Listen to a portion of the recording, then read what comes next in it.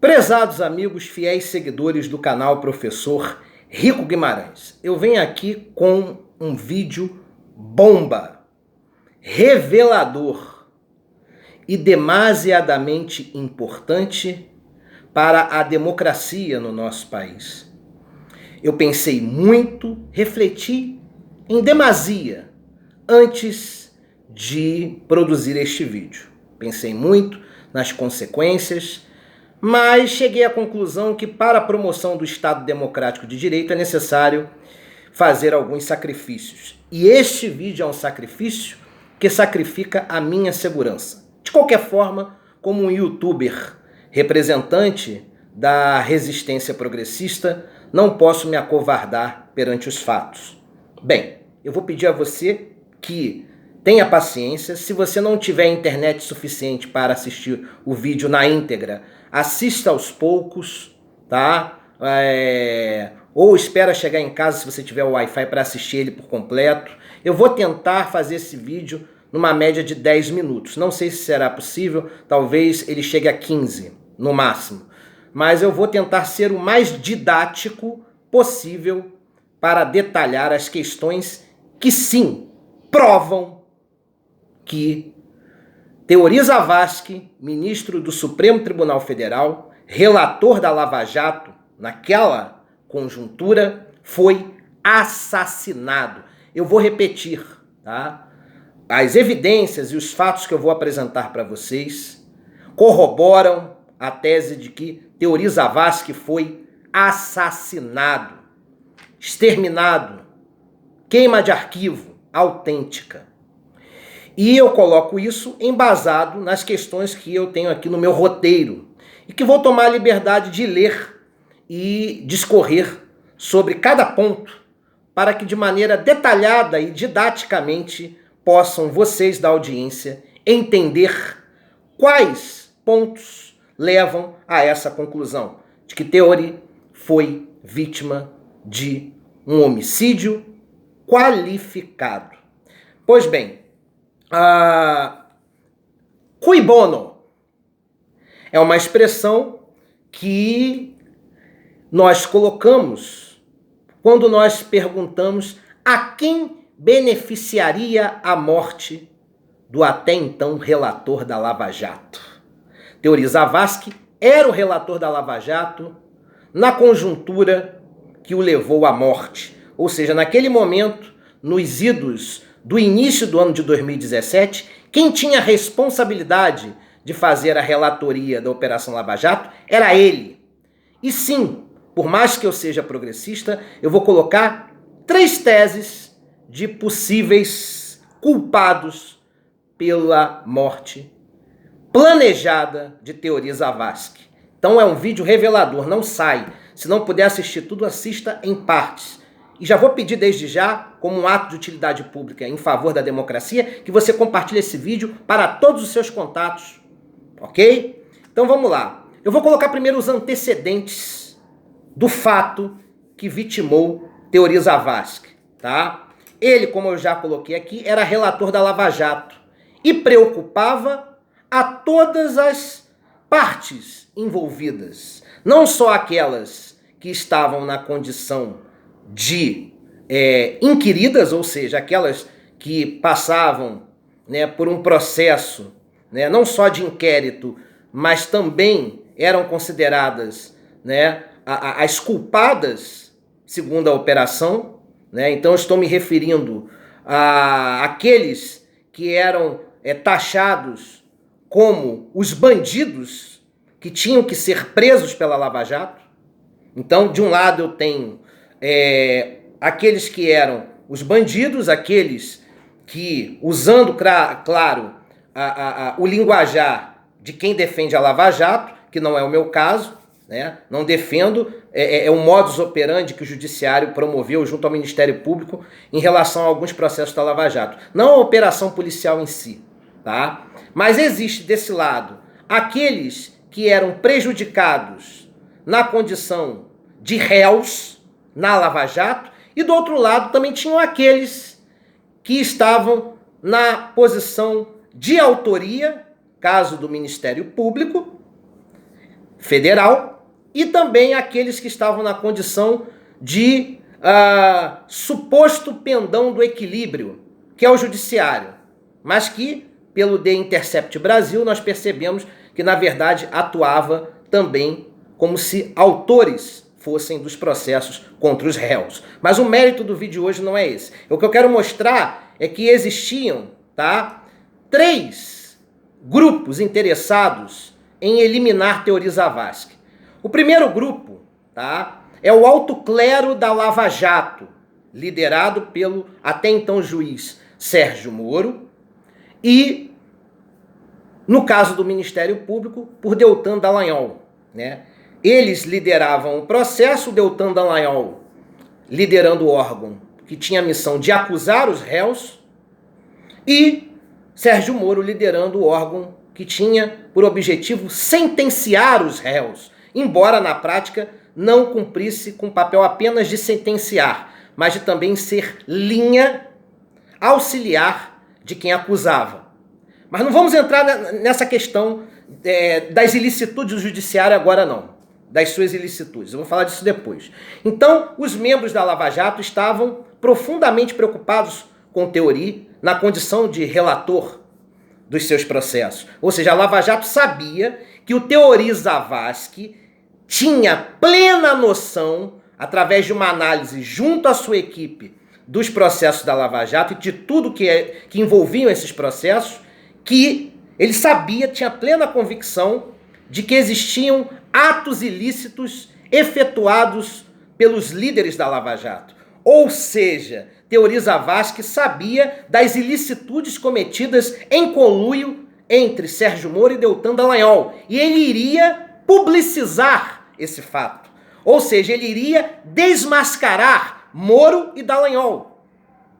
Ele sabia de todo o processo de ilicitudes onde o judiciário manipulava o Ministério Público para que este fosse mais célere, muitas vezes em dissonância com aquilo que o Código de Processo Penal leciona, com o intuito único de qualquer maneira culpar os réus, ainda que fossem inocentes, ou mesmo que categoricamente não fossem inocentes, que as evidências mostrassem que eles não eram tão culpados assim. Pois bem, o judiciário ele atuava manipulando o Ministério Público através do conluio entre Sérgio Moro e Deltan Dallagnol, e todo esse processo de manipulação dissonante do que o Código de Processo Penal leciona iria ser desmascarado, ou seja, publicizado por Teori Zavascki na condição de relator. Ele iria mostrar os podres da Lava Jato, ele iria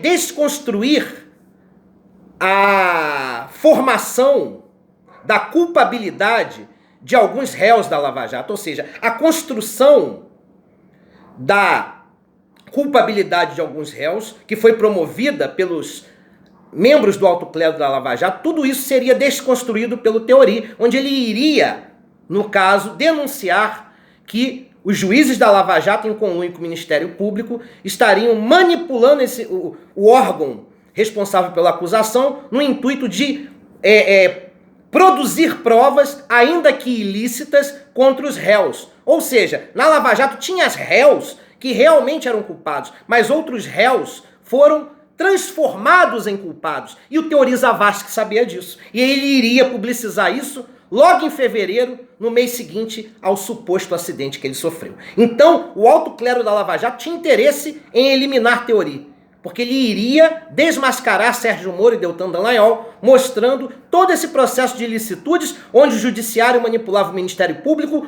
contra os réus, produzindo provas ilícitas, o que agora o The Intercept Brasil está colocando à frente. Só que, diferentemente do The Intercept Brasil, que a parte da população não lhe deposita credibilidade pela ligação que tem com políticos de esquerda, o Teori Zavascki estava acima de qualquer suspeita. Ele não estava afiliado nem à esquerda nem à direita. Então, no caso dele, passaria muito mais credibilidade para a população naquele momento ele desmascarar o Sérgio Moro e o Dallagnol. Então, essa é uma vertente, esse é um grupo que estava interessado na morte dele. O outro grupo eram os políticos do MDB, principalmente Michel Temer, que temia que na relatoria Teori Zavascki demonstrasse toda essa máfia que foi construída, em especial no eixo Rio-São Paulo, tá? Principalmente em relação àquela questão da usina de Angra 3, de todos os ilícitos, de toda a estrutura de corrupção montada pelo MDB e os principais artífices desse esquema mafioso. Tudo isso seria explanado de maneira muito taxativa pelo ministro Teori Zavascki. Então, políticos do MDB, liderados por Temer, também tinham interesse em eliminar Teori. E, por fim, claro, políticos ligados à esquerda ou que estavam em conjunto com o PT, enquanto este era governo, que participaram de todos os ilícitos em relação às estatais, em especial a Petrobras, que já está plenamente divulgado pela mídia. Eu não preciso discorrer sobre isso, todo mundo sabe, aqueles que culpam a esquerda pelo grande processo de corrupção que o Brasil experimentou, esses políticos que praticaram corrupção na Petrobras, ligados aos governos anteriores do PT, também tinham interesse de eliminar Teori Zavascki. Então são esses três grupos: o grupo da Operação Lava Jato, do alto clero, o grupo do MDB e o grupo do PT e de partidos aliados até então aos governos Lula e Dilma, que sabiam que Teori iria demonstrar, publicizar também os seus ilícitos. Pois bem, então, o mais curioso é que o CENIPA, a instituição responsável, em parte, na investigação do acidente do Teori, se encontra calada até hoje.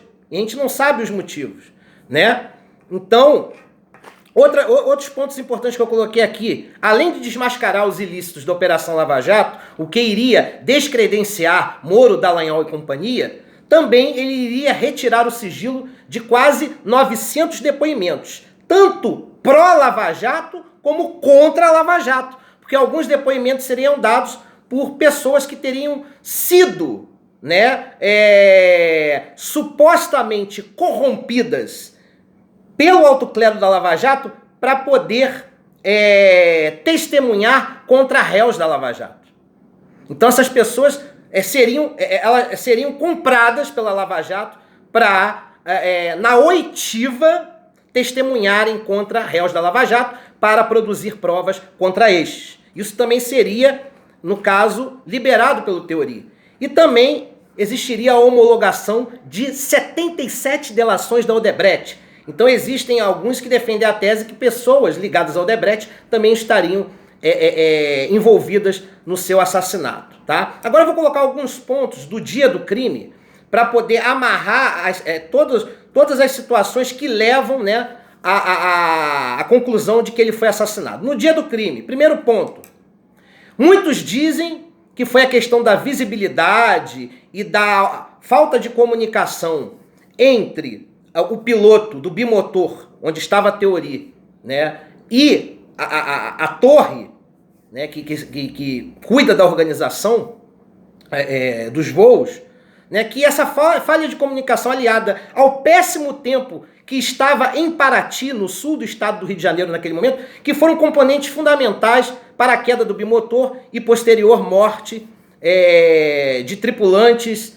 e passageiros, tá? Mas foi provado que o problema, na verdade, foi no motor esquerdo, tá? Relatos de testemunhas oculares dizem que o avião, no caso o bimotor, ele veio caindo como se fosse, no coloquial, uma esquadrilha da fumaça. E segundo técnicos, essa visão de que o bimotor estaria parecendo uma esquadrilha da fumaça pressupõe estouro do motor, ou seja, problema no motor.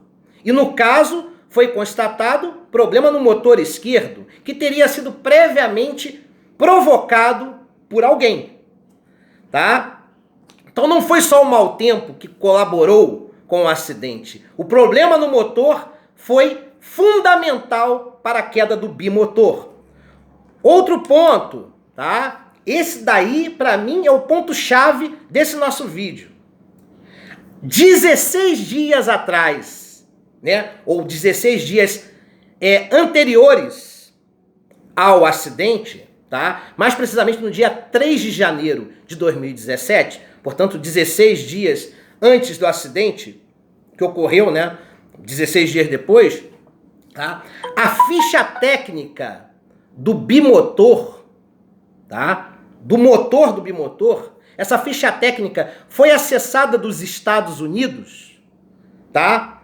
1.885 vezes no mesmo dia. No dia 3 de janeiro de 2017, nos Estados Unidos, com IP identificado, tá? Sites que explicavam toda a dinâmica do motor, desse bimotor onde estava a teoria, esse site, ou esse conjunto de sites, foi acessado 1.885 vezes. Ou seja, alguém nos Estados Unidos, tá, acessou no mesmo dia 1.885 vezes ou um site ou vários sites, isso não fica claro, tá? Mas teria acessado um único site ou vários sites que explicavam a dinâmica do motor do tipo de avião como esse que vitimou o teoria. Ou seja, esse bimotor tinha um motor e esse motor, tá? Sites que cuidam da técnica desse motor foram acessados 1.885 vezes nos Estados Unidos e o IP de acesso é de alguém que tem ligações com autoridades aqui no Brasil, em especial do judiciário. Então isso é muito grave, porque parece que esse IP de acesso é de alguém que é conhecido do Moro, alguém que faz parte do meio social dele nos Estados Unidos. E não se sabe por que o Moro saiu correndo para os Estados Unidos, né, dias atrás, né? Pediu licença. Por que será? Ele tem íntimas ligações com pessoas nos Estados Unidos, tá certo? E claro, né, nesse processo todo, alguém acessou mais de 1.800 vezes ou um único site ou vários sites que tratavam de assuntos técnicos relacionados ao motor que deu problema e que acabou, por consequência, vitimando o Teori e as pessoas que estavam dentro do bimotor. Então isso é muito importante de pensar, tá? Outra coisa também que nos intriga. No momento do acidente, o terceiro ponto, o hangar onde ficava o bimotor, tá? Ele foi trancado.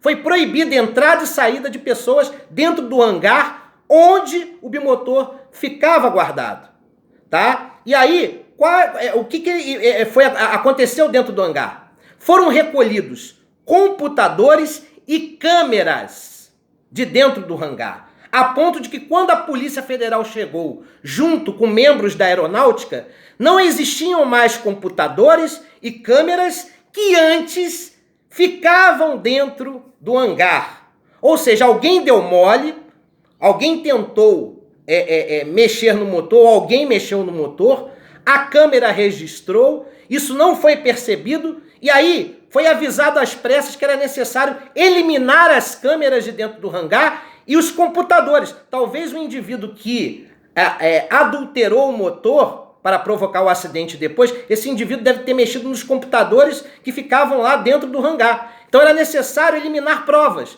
Então computadores e câmeras foram retirados no momento do acidente. O acidente aconteceu e, concomitantemente, esses computadores e câmeras sumiram de dentro do hangar onde ficava o bimotor.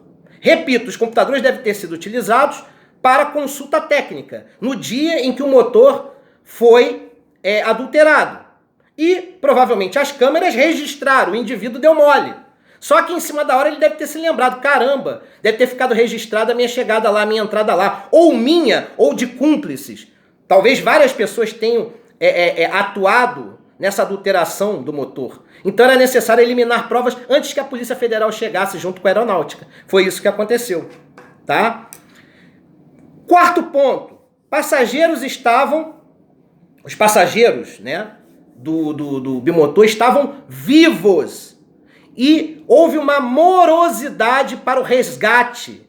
Ou seja, é como que se não houvesse autorização para que bombeiros, né, e outras pessoas que quisessem salvar os passageiros do bimotor entrassem na água, justamente com o objetivo de tentar salvar vidas. Isso foi negado lá na costa de Paraty, no litoral sul do estado do Rio de Janeiro. Essas pessoas tiveram seu pedido negado, com aquela alegação, olha, é perigoso, pode acontecer uma explosão e tal. E também autoridades foram proibidas de entrar na água. E segundo relatos de testemunhas oculares, tinha gente viva dentro do bimotor. E que só depois de 40 minutos tiveram autorização para tentar o resgate. E aí, obviamente, essas pessoas já estavam mortas, seja por afogamento, seja pelas consequências físicas, né, do acidente, que se tivesse tido atendimento médico, talvez meia hora antes, logo no momento em que houve o acidente, a queda, talvez essas pessoas tivessem sobrevivido. Mas houve uma ordem para não deixar ninguém, sequer autoridades oficiais, entrar na água para salvar essas pessoas. Tá? E esses relatos, quem for a Paraty, pode perguntar, que tem gente que vai dizer que essas pessoas foram proibidas de entrar na água para salvar esses passageiros. Outra coisa, o bimotor não tinha caixa preta. Esse é o quinto ponto. Não tinha caixa preta, apenas um gravador de voz. Claro, o gravador de voz pode ser adulterado a qualquer momento, né? Pode ser apagado, né, o seu conteúdo. Então esse bimotor não teria caixa preta. Ele teria apenas um gravador de voz que pode ser facilmente adulterado. Agora, alguns pontos depois do acidente para a gente fechar o vídeo, que já passou de 20 minutos. E eu peço perdão. O Ministério Público Federal e a Polícia Federal abriram um inquérito para apurar o acidente. Olha que eu coloco entre aspas, né? Na minha opinião, para apurar o assassinato. Então, o Ministério Público Federal e a Polícia Federal entraram, abriram, né, um inquérito para apurar o acidente. Tá? O bimotor C90 GT King Air, que é o nome oficial do bimotor onde estava a Teori Zavascki, foi inspecionado pela ANAC e era conduzido por Osmar Rodrigues, que era considerado o piloto mais experiente da rota São Paulo-Paraty. Como que o piloto mais experiente seria tão superficial em não ter percebido algum problema no motor? Com certeza, esse problema foi provocado horas antes desse avião ter se deslocado para Paraty. Aí você vai perguntar, mas você não tinha falado que no hangar fizeram, no caso lá no hangar, algum tipo de adulteração no motor? Provavelmente essa adulteração ela foi programada, né? Como a distância de São Paulo e Paraty é pequena, tá? Provavelmente esse bimotor que partiu de Paraty para São Paulo, tá? Ele só acusou o problema no retorno, ou seja, de São Paulo para Paraty. Ele saiu de Paraty, chegou em São Paulo, pegou os passageiros e retornou para Paraty. Deve ter sido programado. Alguns técnicos dizem que o problema no motor, às vezes, ele é programado para meia hora, 1 hora, 2 horas posteriores. Então é um caso a se pensar. Eu não estou acusando ninguém taxativamente. Esse indivíduo foi o assassino de Teori Zavascki. Mas eu posso assegurar, com certeza, que as evidências, tanto técnicas quanto políticas e também policiais, né, provam que não foi acidente, foi um assassinato, foi uma queima de arquivo. E repito, 3 grupos se interessavam muito. O alto clero da Lava Jato, pois as suas ilicitudes seriam publicizadas pelo até então relator Teori Zavascki, era necessário eliminá-lo para manter a credibilidade da Lava Jato, porque ela produzia provas ilícitas contra os réus, e isso seria externado pelo Teori. Para mim, os grandes suspeitos são da Lava Jato. Para mim, Rico Guimarães.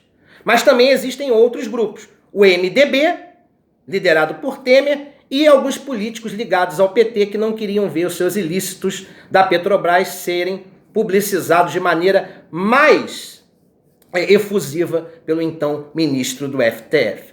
Tá certo, gente? Então, um grande abraço a todos e compartilhem este vídeo como ato de utilidade pública. Valeu!